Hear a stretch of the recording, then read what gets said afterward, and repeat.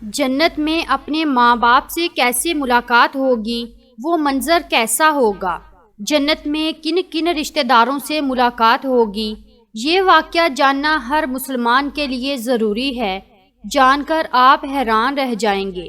بسم اللہ الرحمن الرحیم۔ ناظرین، کسی بھی انسان کے لیے دنیا میں سب سے زیادہ پاکیزہ اور محبت کرنے والا رشتہ اس کے ماں باپ کا ہے۔ اس کے بعد انسان کے سگے بہن بھائی اور پھر دوسرے رشتہ دار آتے ہیں۔ پیارے ناظرین، جنت ایک ایسی شاندار اور بے مثال جگہ ہے جو اللہ عز و جل نے ایمان والوں کے لیے بنائی ہے، اور اس میں ایسی ایسی نعمتیں رکھی ہیں جو نہ کسی آنکھ نے دیکھی، نہ کسی کان نے سنی، اور نہ ہی کسی دل میں ان کا خیال آیا۔ جنت کے بارے میں جو کچھ بیان کیا جاتا ہے وہ صرف سمجھانے کے لیے ہوتا ہے، ورنہ دنیا کی اعلیٰ ترین چیز کا بھی جنت کی کسی نعمت سے کوئی مقابلہ نہیں۔ لیکن اب سوال یہ ہے کہ کیا انسان کی نہ ختم ہونے والی زندگی میں بھی ہمارے یہ اہم اور پاکیزہ رشتے کیا ہمارے ساتھ ہوں گے، یعنی جنت میں؟ یہ سوال اکثر ہمارے ذہنوں میں آتا ہے کہ اس دنیا میں ہمارا سب سے عظیم رشتہ یعنی ہماری ماں کیا جنت میں بھی ہمارے ساتھ ہوگی؟ یہ احادیث کی روشنی میں اس سوال کا جواب تلاش کرتے ہیں۔ احادیث میں ہے کہ جب کوئی روح علیین میں پہنچتی ہے تو وہاں پر موجود روحیں اس سے ملنے آتی ہیں اور دنیا میں اپنے رشتہ داروں کے بارے میں معلوم کرتی ہیں۔ اس طرح سے جب کوئی انسان مرنے کے بعد علیین میں پہنچتا ہے تو اس کے رشتہ دار اس سے ایسے ملتے ہیں جیسے کسی دور دراز سے آنے والے مسافر سے ملاقات کی جاتی ہے، اور دونوں آپس میں مل کر بہت خوش ہوتے ہیں۔ ارشاد باری تعالیٰ ہے، اے میرے بندو، آج تم پر نہ کوئی خوف طاری ہوگا اور نہ تم غمگین ہوں گے۔ میرے وہ بندے جو ہماری آیتوں پر ایمان لائے تھے اور فرما بردار رہے تھے، تم بھی اور تمہاری بیویاں بھی خوشی سے چمکتے چہروں کے ساتھ جنت میں داخل ہو جاؤ۔ ان کے آگے سونے کے پیالے اور گلاس گردش میں لائے جائیں گے، اور اس جنت میں ہر وہ چیز ہوگی جس کی دلوں کو خواہش ہوگی اور جس میں آنکھوں کو لذت حاصل ہوگی۔ ان سے کہا جائے گا کہ اس جنت میں تم ہمیشہ رہو گے۔ پیارے ناظرین، ان آیات سے یہ بات ثابت ہوتی ہے کہ جنتی مردوں کی بیویاں بھی جنت میں ان کے ساتھ ہی ہوں گی اور ایک ساتھ ہی جنت میں رہیں گے۔ وہاں جنت میں انہیں ہر وہ چیز مہیا کی جائے گی جس کی وہ خواہش کریں گے۔ حضرت ابو ہریرہ رضی اللہ تعالیٰ عنہ سے روایت ہے کہ رسول کریم صلی اللہ تعالیٰ علیہ وسلم نے ارشاد فرمایا، جس وقت کوئی مومن بندہ مرنے کے قریب ہوتا ہے تو رحمت کے فرشتے سفید ریشمی کپڑا لے کر آتے ہیں اور روح سے کہتے ہیں کہ نکل جا، تو اللہ سے رضامند ہے اور اللہ تجھ سے رضامند ہے، اللہ تعالیٰ کی رحمت کی جانب اور اس کے رزق کی جانب اور اپنے پروردگار کی جانب جو کہ غضبناک نہیں ہے۔ پھر وہ روح اس طرح معطر حالت میں نکل جاتی ہے جس طرح سے عمدہ خوشبودار مشک، اور فرشتے ہاتھ پر اسے اٹھاتے ہوئے آسمان کے دروازوں پر لے جاتے ہیں۔ تو آسمان والے فرشتے کہتے ہیں، کیا عمدہ خوشبو ہے جو کہ زمین سے آئی ہے۔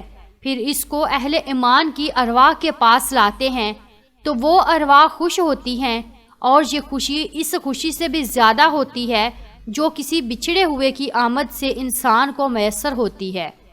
پھر وہ پہلے سے موجود مومنین اسے نئے آنے والے سے دریافت کرتے ہیں کہ فلاں آدمی نے کیا کیا اور فلاں آدمی کا کیا ہوا، یعنی جس شخص کو دنیا میں چھوڑ کر گئے تھے اب وہ کس طرح کے کاموں میں مشغول ہے۔ پھر انہی میں سے چند ارواح آپس میں ایک دوسرے سے کہتی ہیں کہ ابھی ٹھہر جاؤ اور اسے چھوڑ دو، کیونکہ یہ دنیا کے غم میں مبتلا تھا۔ یہ روح پوچھتی ہے کہ کیا وہ شخص ابھی تم لوگوں کے پاس نہیں پہنچا؟ وہ تو کب کا مر چکا تھا۔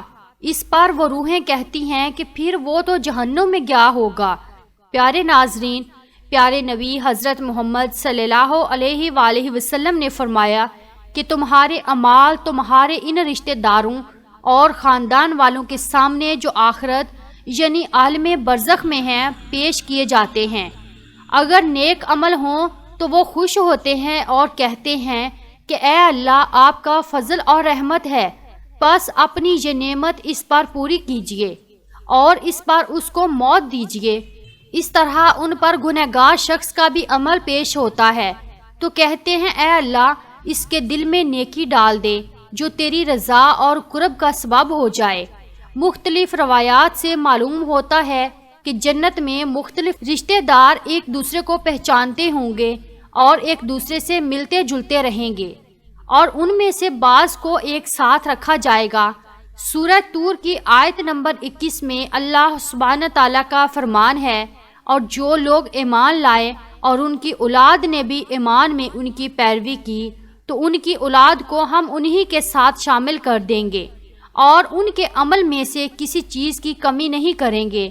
حضرت ابن عباس رضی اللہ تعالیٰ عنہ سے مروی ہے، بے شک اللہ تعالیٰ مومن کی آنکھوں کو ٹھنڈا کرنے کے لیے اس کی اولاد کو ان کے اصل مقام بلند کر کے اس کے پاس اس کے درجے میں پہنچا دیں گے، اگرچہ یہ اولاد اپنے اعمال کے اعتبار سے اس درجے تک نہ پہنچتی ہو۔ پھر آپ صلی اللہ علیہ وآلہ وسلم نے یہ آیت تلاوت فرمائی، اور جو لوگ ایمان لائے ہیں اور ان کی اولاد نے بھی ایمان میں ان کی پیروی کی۔ اس سے معلوم ہوتا ہے کہ انسانوں کی اولاد کو اس کی خواہش کے مطابق ان کے ساتھ ہی رکھا جائے گا۔ جو لوگ جنت میں جائیں گے تو یقیناً یہ وہ لوگ ہوں گے جنہوں نے اس دنیا میں نیک اعمال کیے ہوں گے، جبکہ ایسے لوگ بھی ہوں گے جنہوں نے گناہ کیے ہوں گے لیکن اپنے گناہوں پر شرمندہ ہو کر اس دنیا میں ہی اللہ سے معافی مانگ لی ہو اور صدقے دل سے توبہ استغفار کر لیا ہو، تو اللہ تعالیٰ ان کو معاف فرما کر جنت میں داخل کرے گا، جہاں اللہ عز و جل ان کی ہر خواہش پوری فرما دے گا۔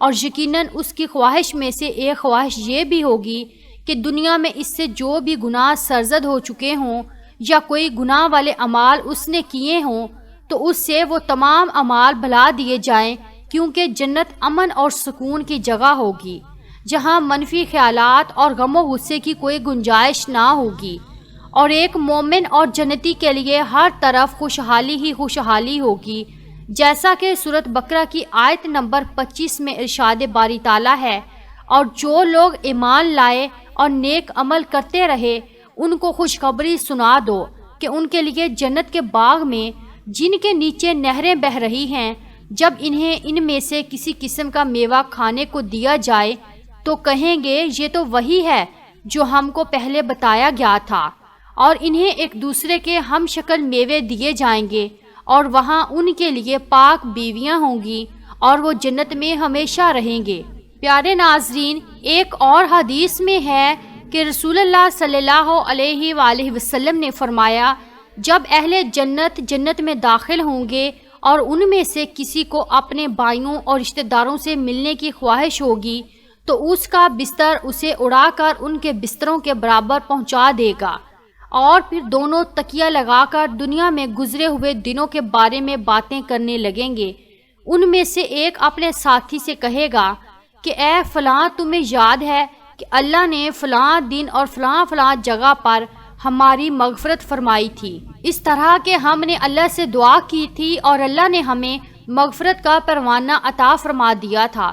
رسول کریم صلی اللہ علیہ وسلم کے مزاج مبارک کے بارے میں احادیث مبارکہ میں بیان کیا گیا ہے کہ آپ صلی اللہ علیہ وآلہ وسلم انتہائی شگفتہ مزاج تھے اور نرمی و محبت سے اور مسکرا کر بات کیا کرتے تھے، تاہم کئی بار آپ صلی اللہ علیہ وآلہ وسلم بے اختیار ہنس بھی دیتے، مگر یہ اس وقت ہوتا جب آپ صلی اللہ علیہ وآلہ وسلم آخرت کے حالات بیان فرما رہے ہوتے تھے۔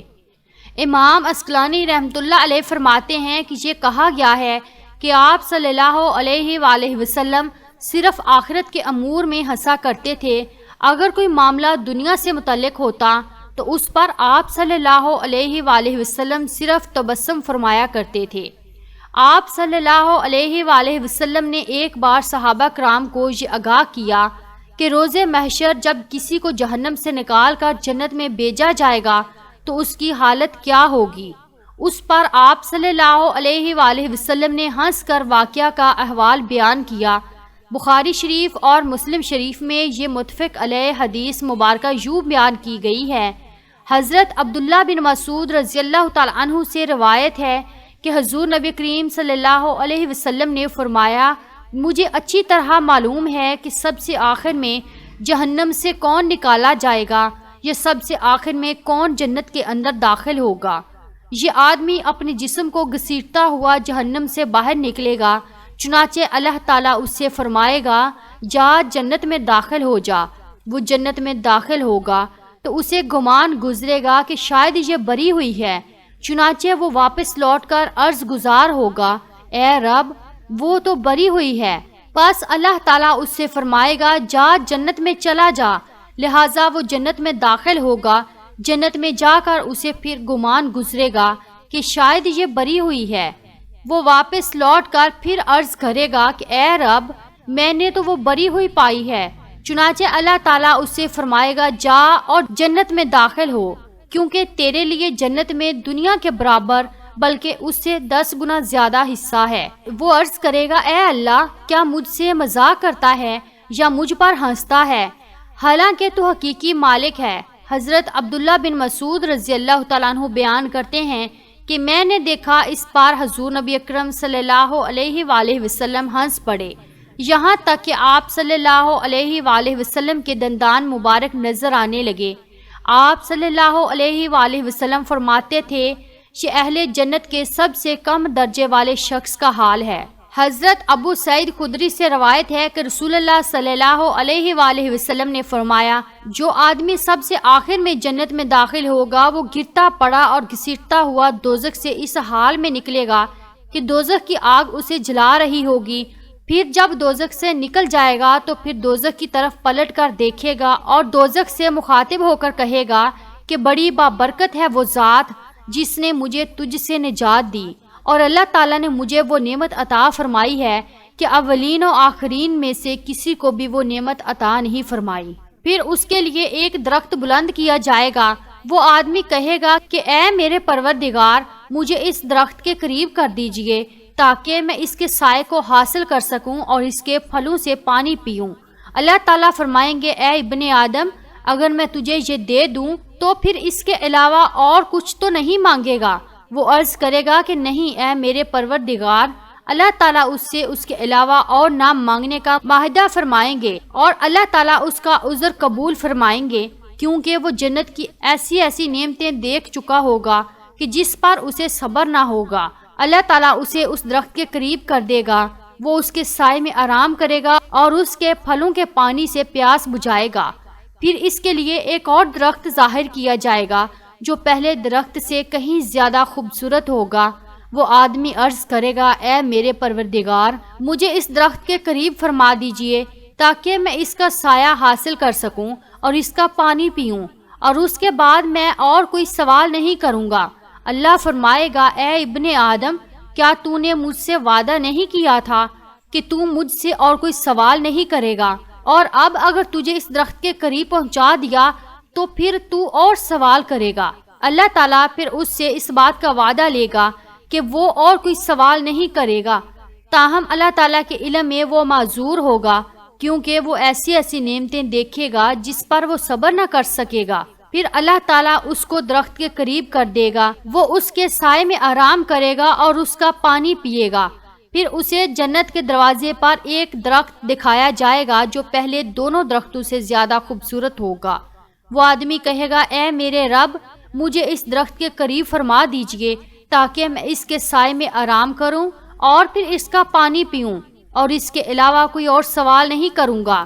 پھر اللہ تعالیٰ اس آدمی سے فرمائے گا اے ابن آدم کیا تو نے مجھ سے وعدہ نہیں کیا تھا کہ تو اس کے بعد اور کوئی سوال نہیں کرے گا؟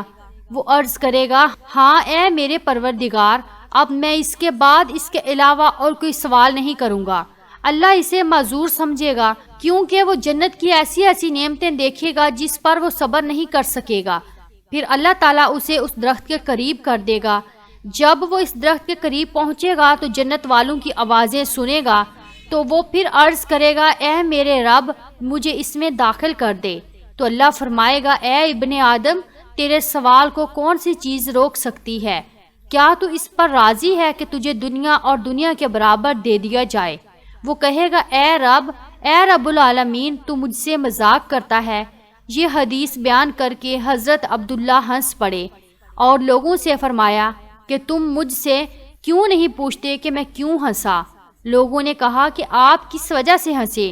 فرمایا رسول اللہ صلی اللہ علیہ وسلم اسی طرح ہنسے تھے۔ فرمایا اللہ رب العالمین کے ہنسنے کی وجہ سے جب وہ آدمی کہے گا کہ آپ رب العالمین ہونے کے باوجود مجھ سے مذاق فرما رہے ہیں، تو اللہ فرمائے گا کہ میں تجھ سے مذاق نہیں کرتا مگر جو چاہوں کرنے پر قادر ہوں۔ اللہ عز و جل سے دعا ہے کہ ہمیں بھی اس دنیا کی آزمائش میں کامیاب و کامران فرما کر جنت میں داخل فرمائے اور ہمارا خاتمہ بالخیر فرمائے، آمین۔ ناظرین، کومنٹ باکس میں یا رسول اللہ ضرور ٹائپ کیجئے۔ شکریہ۔